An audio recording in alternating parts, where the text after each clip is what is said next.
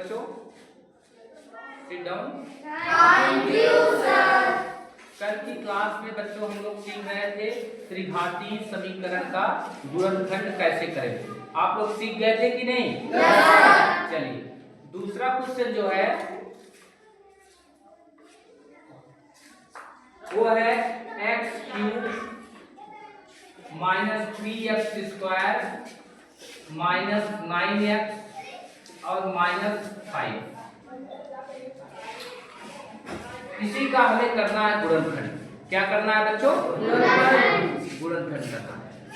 तो हमने बताया था आप लोगों को कि इसके लिए हम क्या करते हैं कि x के अलग अलग मान इसमें रख करके, x क्या है इसमें चर, उसके अलग अलग मान रख करके, जैसे +1 -1 +2 -2 +3 -3 अलग अलग मान रख करके हम चेक करते हैं कि किस मान पर इस पूरे व्यंजक का मान शून्य हो। यही तो करते हैं। बताओ बच्चों क्या है बेटा? पानी है? ठीक है, बैठ जाओ, अभी पीते हैं पानी। तो आइए हम चेक करते हैं x बराबर -1 से।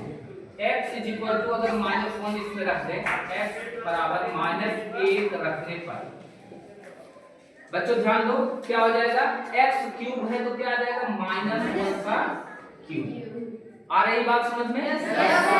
-3 इंटू या ब्रैकेट लगा सकते हैं -1 का स्क्वायर और -9 इंटू -1 और -5। अब बताइए -1 का अगर क्यूब करते हैं बेटा तो कितना आ जाएगा? -1। 3 बार मल्टीप्लाई होगा माइनस तो -1 और यहाँ -1 का स्क्वायर 1 हो गया और ये माइनस यहाँ बना रहेगा -3। यहाँ माइनस इंटू माइनस से क्या आ जाएगा? प्लस का 9 हो जाएगा कि नहीं हो जाएगा? और बच्चे बताओ यहाँ पर -5 हो जाएगा। आगे बच्चों ध्यान दो, इसमें देखो 9 जो है प्लस है, -1 -3 मिलकर के -4 हो गया और ये -5 मिलकर के -9 हो गया। -9 और +9 मिलकर के ये बराबर कितने के आ गया? 0। तो बच्चों देखिए इसमें हम x बराबर -1 अगर रख दिए तो बताओ इस पूरे व्यंजक का मान शून्य प्राप्त हो गया कि नहीं हो गया? तो इससे हम कह सकते हैं कि x + 1 दिए गए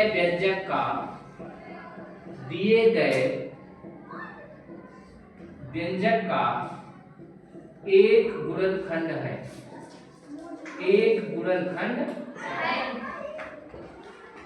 कल भी हमने प्रोसेस बताया था। इसके आगे क्या करेंगे बच्चों? एक तो x + 1 मिल गया। अब क्या करेंगे? इस पूरे एक्सप्रेशन को x + 1 से हम क्या करेंगे? डिवाइड कर देंगे, भाग दे देंगे। चलिए इतना आप लोग लिख चुके हैं। चलिए ध्यान दीजिए बच्चों, इसको हम मिटा देते हैं। अब बच्चे ध्यान, इसे भी इरेज कर दें। चलो यहाँ पर अगर हम x + 1 का भाग दें, सारे बच्चे ध्यान देंगे, ये x क्यूब है। कितना है? x क्यूब है और ये x है तो x स्क्वायर ले जाएंगे कि नहीं? x स्क्वायर का अगर x में हम मल्टीप्लाई करेंगे तो कितना आएगा? x क्यूब और इस x स्क्वायर का 1 में मल्टीप्लाई करेंगे तो +x स्क्वायर। फिर क्या करते हैं? साइन को चेंज करते हैं, माइनस माइनस। ये बताओ कैंसिल हो गया कि नहीं? यहाँ पर -3x² और -x² मिलकर के -4x²। भाई ये -3x² है और ये -8x² है, 1x²। x² का मतलब क्या होता है? -1x²। -3 और -1 मिलकर के कितना आ गया? -4x²। आगे क्या इसमें उतारा जाएगा बताओ? -9।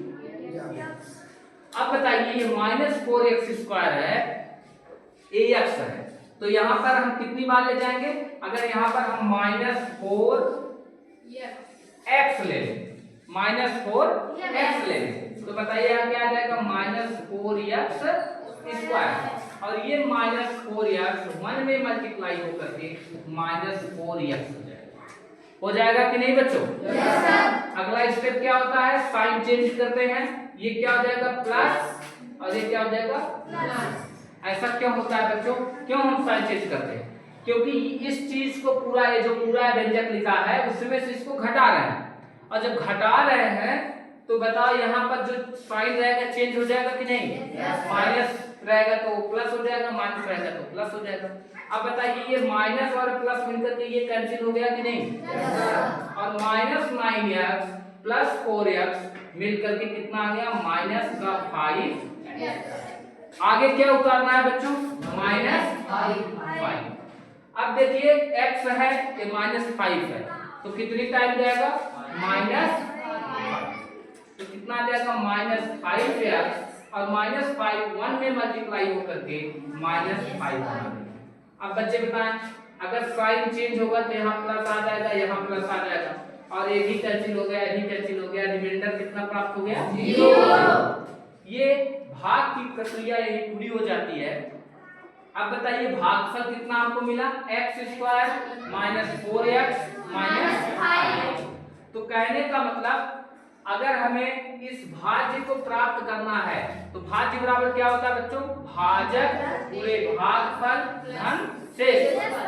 शेषफल तो यहाँ 0 है। Yes, sir. और ये जो भाज्य लिखा है कहने का मतलब x³ - 3x² - 9x - 5 is equal to हम लिख सकते हैं x + 1 इंटू x² - 4x - 5।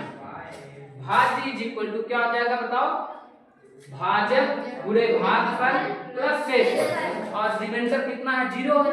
तो आगे 0 लिखने की कोई आवश्यकता तो है नहीं, क्योंकि 0 ऐड करने पर कोई प्रभाव नहीं पड़ता। 0 क्या होती है?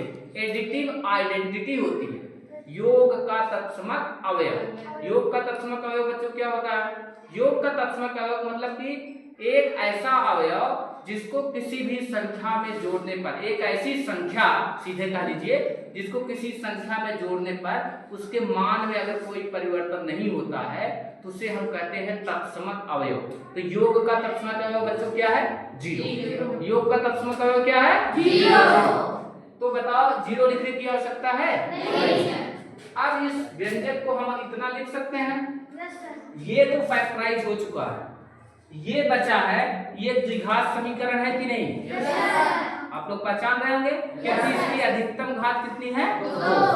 इस द्विघात समीकरण का जो गुणनखंड होता है वो आप लोग उसको कर लेते हैं, भली प्रकार से परिचित हैं। देख लीजिए जरा x + 1 और ये क्या है? x² - 4x - 5। अब बताओ इसको कैसे लिखेंगे? x + 1 x², इस 4 को कितना लिख सकते हैं? 5 - 1 × x - 5। x + 1 x² - 5x + x - 5 x + 1। अब बताइए इसमें इन दोनों में क्या कॉमन है? x। तो x - 5 हो गया और +1 कॉमन कर लिए तो x - 5 हो गया। अब बच्चों बताओ x + 1 और इन दोनों टर्म्स में, दोनों पदों में x - 5 कॉमन है और यहाँ पर x बचा, यहाँ पर +1 बचा। अब बताइए इसका पूरी तरीके से गुणनखंड हो गया कि नहीं? x + 1 x - 5 x + 1 दो बार आया है तो हम इसे ऐसे भी लिख सकते हैं x - 5 × x + 1 का होल स्क्वायर। इस तरीके से इस त्रिघाती समीकरण का गुणनखंड हो गया। उम्मीद करता हूँ बच्चों आप लोग भली प्रकार से इस क्वेश्चन को समझ पाए। समझ गए कि नहीं बच्चों? ठीक है।